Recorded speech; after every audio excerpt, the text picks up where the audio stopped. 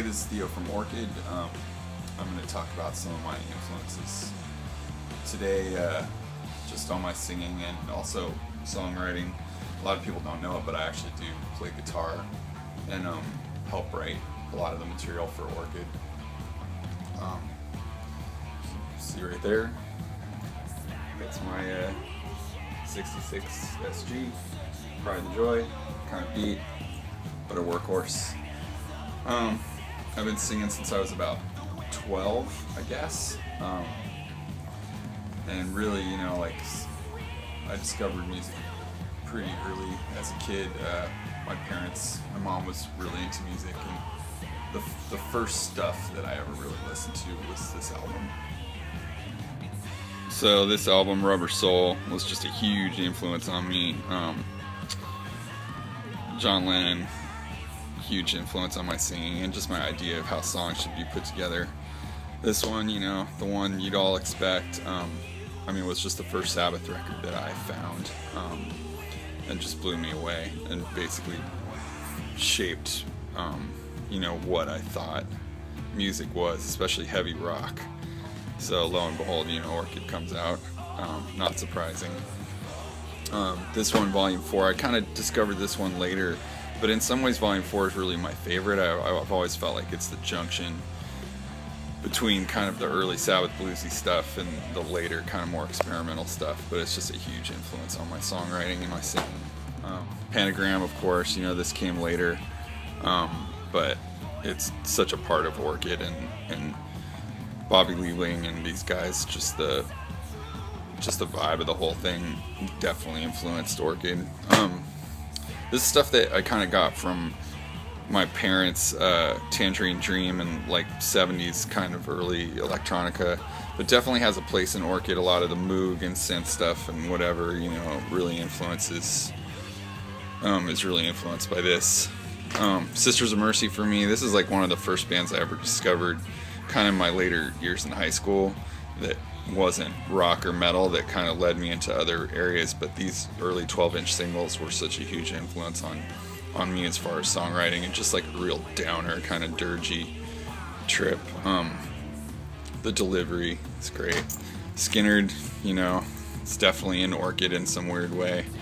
I guess the sincerity and kind of the bond between the musicians, these guys just really had something special.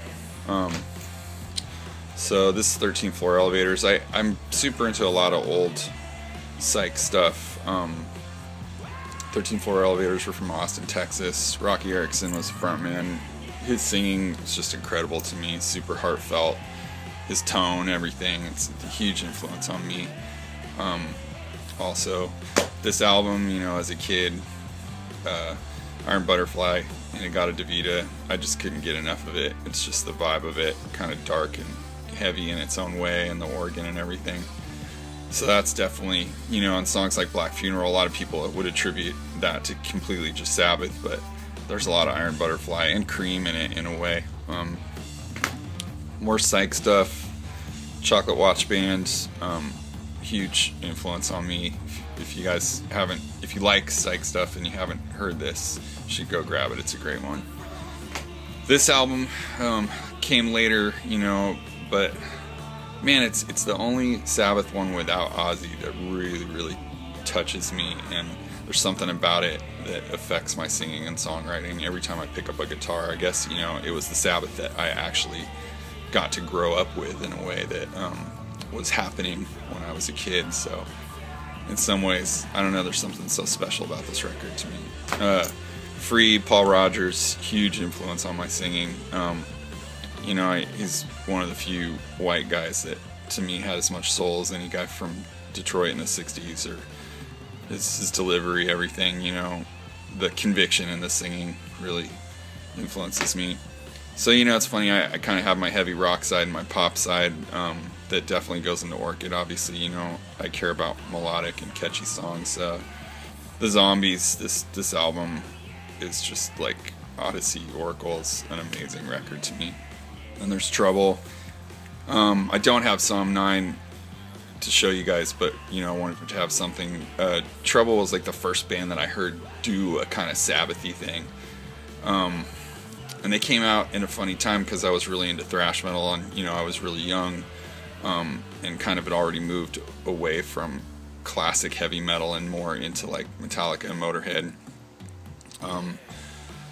and you know, Exodus, all the Bay Area stuff that I kind of grew up around being here in the Bay Area. But Trouble I heard, and I just, man, I could not get enough of it. There was something about it that just it's really powerful. So Eric Wagner and those guys, Eric Wagner as a singer, definitely influence on me. Rocky Erickson from 13th Floor Elevators. This solo record has Two-Headed Dog on it. Just the singing on here is incredible. It's a great record.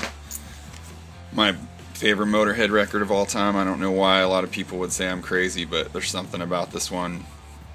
The guitar playing, Robertson, you know, like there's just something great about this one that really does it for me.